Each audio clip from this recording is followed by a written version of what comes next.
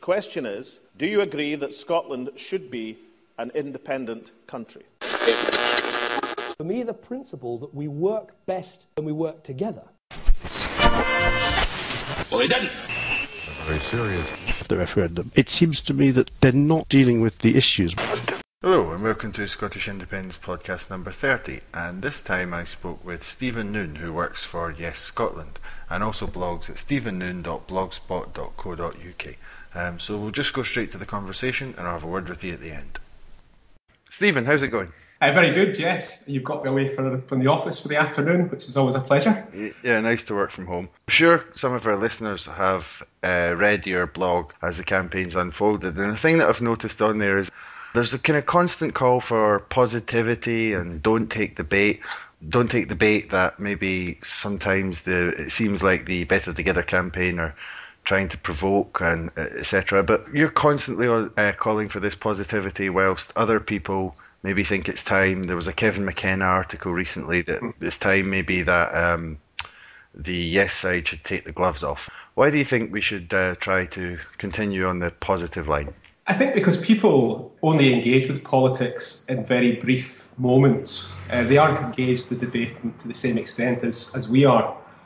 People who are sort of active in the campaigns. And so if people are only hearing 30 seconds of what you're saying or reading 2 paragraphs of what you're saying, you're far better to spend that time selling your own case, telling people why they should support you rather than doing somebody else down. So it's actually just very simply a question of maximising the impact of what we say. So for people, as I said, like you and me, who probably get caught up in Twitter and read every newspaper article, we see the full breadth of the debate. But for the vast majority of voters, they only see snippets of it. And so let's sell ourselves most effectively in those small moments when people actually engage. But then some of the stories that are coming out now are quite incredible. Things like Yes Scotland. I mean, you're part of the official Yes Scotland, so you'll know some of these stories that people are setting up stalls at various events and then being refused to be allowed just to do the stall because, well, there isn't a no stall here, so it's not equal. There's been quite a few of these kind of stories. I mean, in the face of this kind of negative campaigning where people aren't even being allowed to set up their stalls or leave their leaflets, I mean, how can a positive approach deal with something like that? Well, again, it's horses for courses, I suppose. I mean, incidents like that are obviously not great. But if you think about an undecided voter, they are not going to be swayed towards yes because we get angry about difficult campaigning environments or political clashes. They're going to vote yes because they believe that a yes vote will make their life better. And so if we spend our time complaining and criticising in terms of our engagement with ordinary voters, we're actually not speaking to them in a language that they engage with. I mean, my view of these things is there's a political bubble within which we all operate, and there are battles and arguments and such like. The vast majority of people in Scotland are not engaged in this debate, and so the slights and the arguments and the unfair things that might go on within this space are irrelevant to voters. And so in terms of our engagement with voters, in the real world, in the conversations that we have, we've got to always focus on why a yes will be good for the individual we're speaking to. So we find out what's important to them, and then we tell them in a very personal way why we're supporting yes and why a yes would be good for them and for their family. If we spend our time complaining about a headline or not being able to get a stall, we're simply not going to engage with people.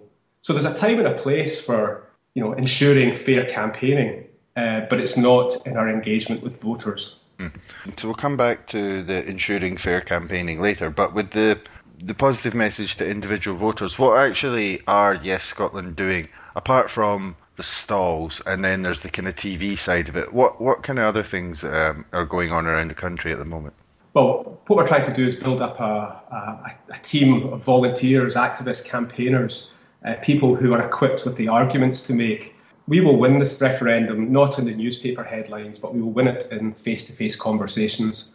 And so it's to equip people who are yes supporters with the arguments and the information that they need in order to persuade the people who are within their social circles. So the people they work with, the people their extended families, their neighbours. The conversations that you or I as a yes supporter have with undecideds are far, far more powerful than anything a politician says or anything that appears in a newspaper headline.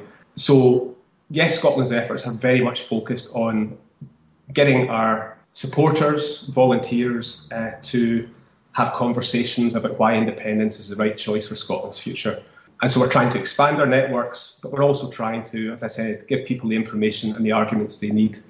Essentially, there are three pillars, central arguments. There's a democracy argument. We should get the government that we elect, and the people of Scotland are best placed to govern Scotland. There's a prosperity argument. Scotland is one of the richest countries on the planet, and yet the full benefit of that wealth is not felt by families in Scotland. There's so much more we can do to turn what is a rich country into a rich society. And then there's a fairness argument, which is essentially we're part of one of the most unequal societies in the world. And that means there's a very tiny group of people at the top of society who are benefiting disproportionately. And then there's a vast bulk of us, and we're talking, 3/4 of the population who are getting less for their hard work than they should. Their pension pots are smaller than they should be. And so with independence, we can change this. We can actually make a difference. We can begin to take the steps to make life better for people in Scotland. So those are the sort of central arguments that we hope people will make in the doorsteps. I'm very persuaded. The central requirement we have is to be able to tell people why we are yes supporters in a very personal term. And I support independence for a variety of reasons. My movement to yes has been over 20 years. I've been almost an active in the SNP in support of independence. But my journey to yes before that was based very much on working out the economic benefit for myself and for my family, my community. And so we have to make that case to other people. We have to sort of tell people why yes is the right choice. When I was thinking about this before, I was trying to think of it. If I wanted to come at it from that negative point of view, if I wanted to do a negative campaign for Yes Scotland, when we had Stuart on before, he said, well, if you have one negative campaign against another negative campaign, the most negative campaign will win. And that's why Yes Scotland didn't want to go down that route. But there's another part of me that thinks that, every lie, every half-truth, every kind of distortion and piece of fear-mongering that tends to come from Better Together is ammunition. And why shouldn't we use it? Again, it's just trying to understand, well, from my perspective, people, if there's an atmosphere of uncertainty or anger, people are more likely to revert to the status quo. They're most likely to stay with what they regard as being the safe option. And so it's in the interests of the No campaign to create an atmosphere that is disputatious and angry and, politicians throwing slurs and smears at each other. You're lying, that's not true. That's an angry environment is one that will disadvantage us. So what we want people to do is enter the referendum with a feeling of confidence about Scotland. The more open and relaxed the debate is, the better it is for us, because people will be more open to making the choice of yes. So it's actually just getting caught up in an angry debate is the worst possible thing we can do. Because it turns people off to political engagement in general as well. It turns people off political engagement, but also, as I said, psychologically, if people are feeling under pressure, if the environment is fraught, uncertain, they will revert to what they know, and what they know is the status quo. But then, sorry, I'm being a bit hard on this, but then isn't there a case to be made, that one of the more recent polls I've seen is that women are worried about losing benefits and that kind of thing if we go to an independent Scotland, but recently Sturgeon is pointing out that things would actually be worse if you didn't vote yes, because those benefits are going to be stripped away. There is a kind of negative element to that as well, although yeah. I fully support what she says. Although you can kind of cast that as positive or negative, I suppose. Yeah. The way I view things is that it's less a question of positive and negative. It's actually, from my perspective, a question of optimism. So we present our argument in an optimistic way. There's nothing at all wrong with pointing out failings in the other person's argument or what is wrong structurally or policy-wise with the status quo. But we shouldn't wallow in those failings. The most effective way of dealing with a failing or a problem is to offer a solution. And so our campaign, we certainly point out what's wrong with the Westminster system at the moment. It's perfectly reasonable to point out what might be coming down the line. But if we finish at that point, that is not enough.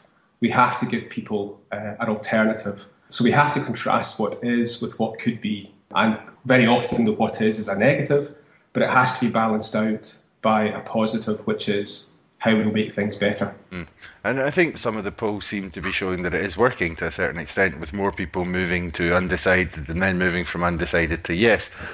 So if we could go to you personally on it, what would you like to see in an independent Scotland that would be different? What is that positive vision from what we have just now? I think we're recording today in an atmosphere of kind of quite nasty sabre rattling from the UK government. I mean, that's one thing I think I would like to see that would be different, and not getting involved in dodgy overseas adventures, shall we put it that way. But I mean, what would you like to see that would be different? Well, at my stage of life, I'm looking at things like my pension in retirement. And so I'm voting yes for a variety of reasons, but one of the most powerful reasons is that I actually trust the Scottish Parliament more to look after my interests in old age. They'll do better in terms of state pension. They'll look after me as an older Scot when the time comes, far better than Westminster. So for security in retirement is essentially why it's my most pressing reason for voting yes. Alongside that, there are sort of other reasons in terms of the sort of society I want to spend the rest of my life in. I want to be living in a society that is less individualistic, a society where we actually look out for each other. And my really serious concern is that the sort of country that has been created by the Westminster system, and not just by the current government, but over a period of 20 or 30 years, is one that is taking us on a path that will be very, very unattractive in the future. So I've got a very personal reason, which is my own a confidence that as an independent country, we will look after our older folk better, but also just in terms of the sort of society I want to live in. The big driving force for me is the idea that we should be a more equal society. I think the evidence is overwhelming that the greater the equality, that means there's less of a gap between those who have and those who have not. The wealth is shared more fairly. That sort of society is one that is healthier. There's less crime. There's a higher degree of happiness. The general well-being of the population is higher when we have a greater equality. So I'm, really driven by a desire to create that sort of country in Scotland, and I've got no confidence that we will ever create it in the United Kingdom. I'd have to agree with you there, but the reasons you're giving there are ones which I would certainly agree with, financial and societal level. But also, I wonder maybe from your internal polling at Yes Scotland or from the information you get on the doorstep, how many people are sort of convinced or motivated by more historical and romantic arguments? Many people make historical and romantic arguments for independence, but it's not something I see coming from Yes Scotland particularly. There are 4 million voters in Scotland, and there'll be 4 million different reasons for a yes. What we're focused on is taking people on a journey from undecided to yes. And so what we find is that the most powerful reasons are ones to do with well-being. People will make an assessment based upon what is good for them and for their family. So it's about presenting a vision of Scotland's future. We have to speak to the undecideds, and the evidence suggests that at the moment people want to understand what independence will mean for them. There'll be a whole range of other arguments to bolt on. A colleague of mine, Ian Dommett, who heads up our marketing team, at the very beginning of the referendum, he drew a graph which showed the balance between information and emotion.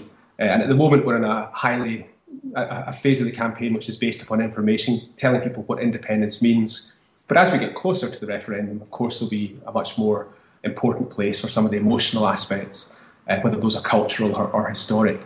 But my assessment is that people will go into the ballot box and they'll make the judgment based upon essentially what a yes vote will mean for them and the people that they love. With the emotional arguments coming closer to the time, I've noticed that they've